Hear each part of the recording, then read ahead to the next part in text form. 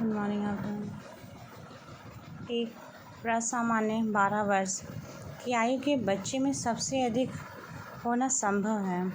समकक्षी के अनुमोदन के लिए बेचैनी, पूर्व किशोरावस्था, 9 से 12 वर्ष के प्रमुख लक्षण। इस अवस्था में बालक औपचारिक शिक्षा द्वारा समाज और संस्कृति के कुछ सरल व प्रारंभिक कौशलों को सीखता है, जैसे संबंध, लिंगात्मक तर्क करने की योग्यता, आत्म अनुशासन, सामाजिक अनुमोदन के नियम आदि का अधिगम करता है।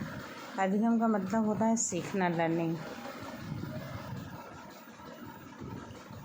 विद्यालय से विद्यार्थियों को भाग जाने का कारण क्या है?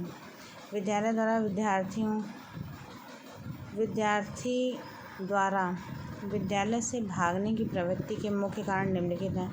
छात्रों की समस्याओं के प्रति शिक्षकों की असंवेदनशील रवैया, विद्यालय के वातावरण का अप्रजातांत्रिक स्वरूप, छात्रों में सुरक्षा की भावना का अभाव, शिक्षण कार्य का सुचारू रूप से न चलना, छात्रों को समय समय पर श्रम का अवसर देकर उनमें श्रम स्फूर्ति का विकास किया जा सकता है।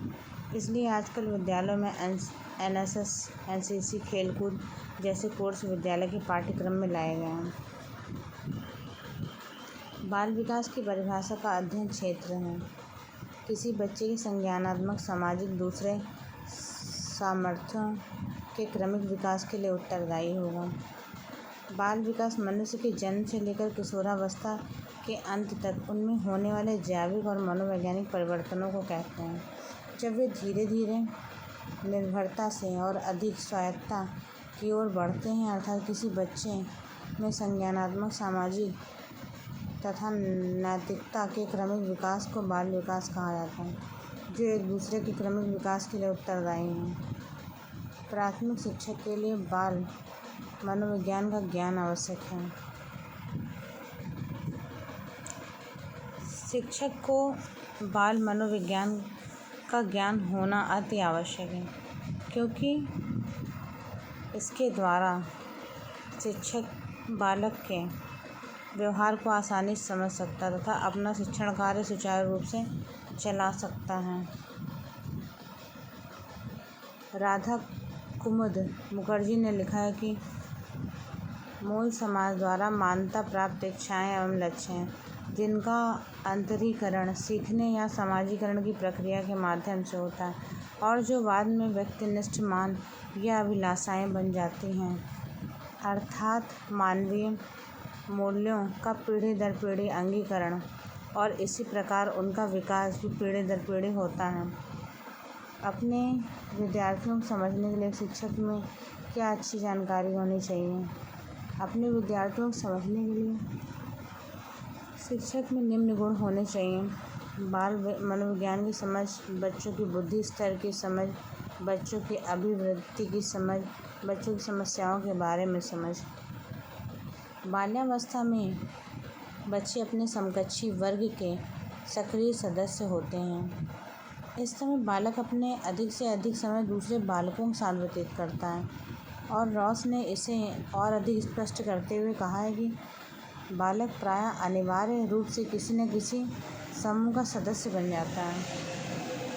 मनोचित्रण का संदर्भ: मन के प्रकार्य का अन्वेषण करना ही मनोचित्रण कहलाता है। प्रतिभाशाली होने का संकेत निम्न में से क्या नहीं है? प्रभावशाली होने का संकेत निम्न में से उच्च बुद्धि लब्धि, 130 के ऊपर, विचारों में सृजनात्मकता, उत्सुकता, कौतूहल, अभिव्यक्ति में अनूठापन, दूसरों के साथ लड़ाई झगड़ा करना प्रतिभाशाली होने का संकेत नहीं है। किसी सामाजिक परिवर्तन के नेतृत्व में बालिकाओं की बहुत महत्वपूर्ण भूमिका होती है, इसलिए बालिका शिक्षा को महत्ता देनी चाहिए तथा साथ ही इससे लैंगिक भेदभाव में कमी आती है। समन्वित शिक्षा की सफलता समुदाय के समर्थन पर निर्भर करती है, क्योंकि जब तक समुदाय के लोग विशेष आवश्यकता वाले बच्चों के प्रति सकारात्मक दृष्टि नहीं रखेंगे और उन्हें नियमित विद्यालय में स्वीकार नहीं करेंगे, तब तक समन्वित शिक्षा सफल नहीं हो पाएगी। अधिगम में से संबंधित किसी विद्यार्थियों की समस्या का सबसे अच्छा उपचार निदानात्मक शिक्षण द्वारा किया जाता है तथा साथ ही भविष्य का निर्धारण भी सही दिशा में किया जा सकता है। एक शिक्षक विद्यार्थियों को अनुप्रेरित कर सकता है।